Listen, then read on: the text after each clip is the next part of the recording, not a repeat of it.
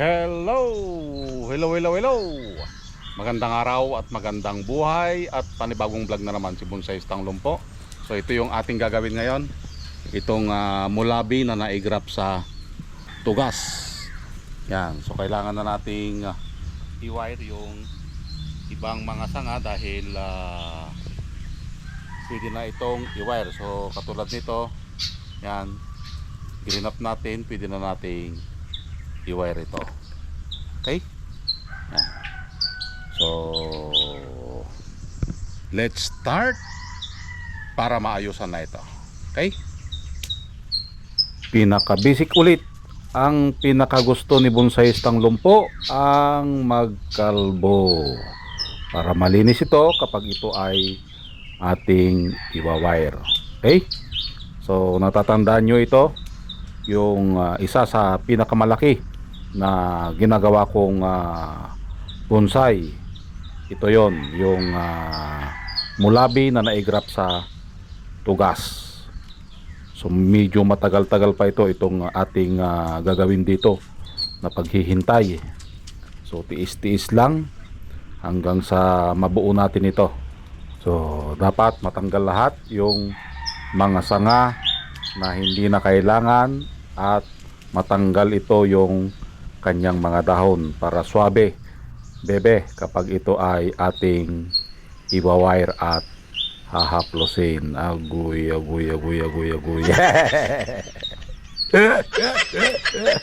basta kalbo swabe walang sagabal. Yan, so enjoy lang sa panunood hanggang sa maayusan natin ito.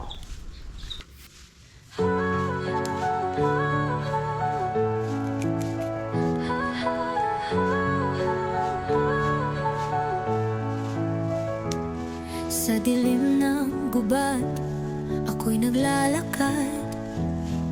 Scout ranger, ako sniper sa likod ng lakad. Kalaban ay harap-harapan, walang atrasan. Maski kamatay, hindi ko iniiwasan. Tinamaan man ako, di ako sumuko. Sugatan ng katawan, pero buo ang puso. Buhay ko'y bonsai, maliit pero matatag. Bawat sugat, kwento ng isang tunay na tapan. Laban lang, walang iwanan. Tatako'y tapang puso't paninindigan. Bonsai Tanglong po, kahit saan itapon. Tuloy ang laban kahit padurog, di guguho. Di lang sa gubat, pati sa buhay. Bawat pagsubok akin ang nasubaybay. Minsan bumagsak pero lagi bumangon. Sa likod ng ngiti may libong hamon.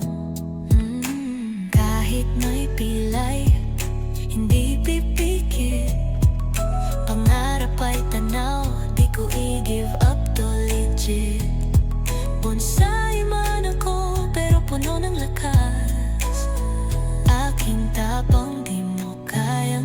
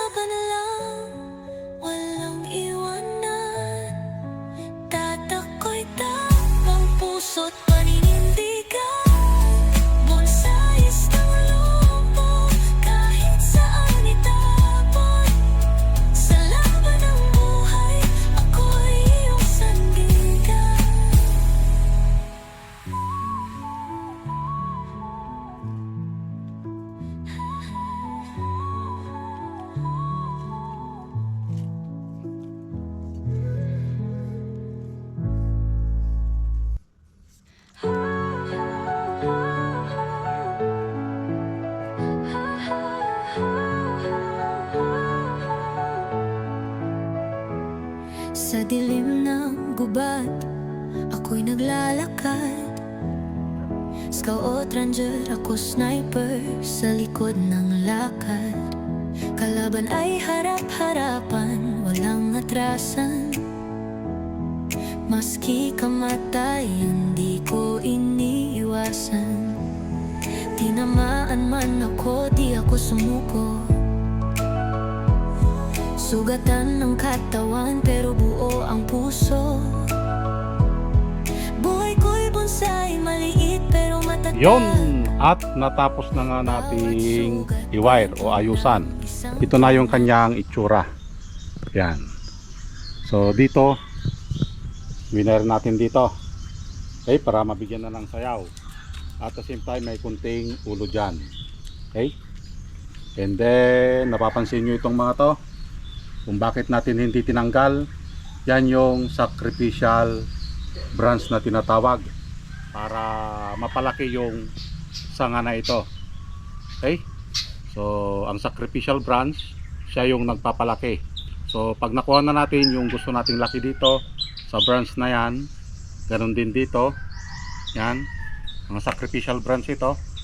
Yan, kaya tayo hindi natanggal. Kung mapapansin nyo, dire-diretso lang. So dapat mas mataba sa part na ito. So kailangan hindi muna natin tatanggalin.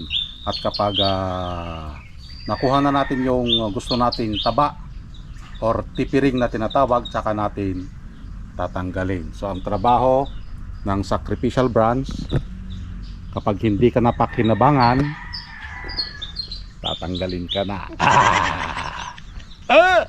Katulad ng ginawa sa'yo. Pag hindi ka na kinakinabangan, wala na. Pumunta na sa iba. Sacrificial branch. Shout out sa mga naging sacrificial branch dyan. Okay. So dito sa taas, na-wire na rin natin. Yan. Tapos doon hinila natin konti pababa, kaya mayroong wire dyan. Okay, dahil tumataas.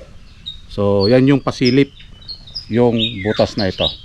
Okay, yun yung deep branch. And then dito sa taas, yan, dito tayo mag-i-apex ito. Later on, pag nakuha na rin natin yung gusto nating laki dito, puputulin na rin natin ito. Okay, hindi natin kailangan ito. Kaya natin hindi pinutol ito, para palakihin lang yung kadugtong ng part ng katawan. Ito yon, yung gagawing apex. Pero ito yung pinaka ulo. Yan, yung na-wire na yan. Okay, so medyo mahaba-haba pa yung lalakbayin or bubuuin na panahon dito, dahil dito sa part na ito ay maliit pa yung kanyang sanga. So napansin nyo, mas malaki yung mga nasa upper part na sanga kaysa dun sa nasa lower part, dahil ito yung pinakamahinang sanga. Okay, ang pinakamalakas na sanga ay yung apex, ito. Okay, so mauuna itong mabuo bago ito. Okay, so hindi natin nadiligan. Yan, tuyong tuyo, para maiwasan natin yung mabalian ng sanga. Okay, so abangan yung update nito hanggang sa i-unwire ulit natin at i-rewire. Okay, so yun lang, and maraming salamat at nasamahan nyo na naman si Bonsai Lumpo. Hanggang sa muli, bye bye.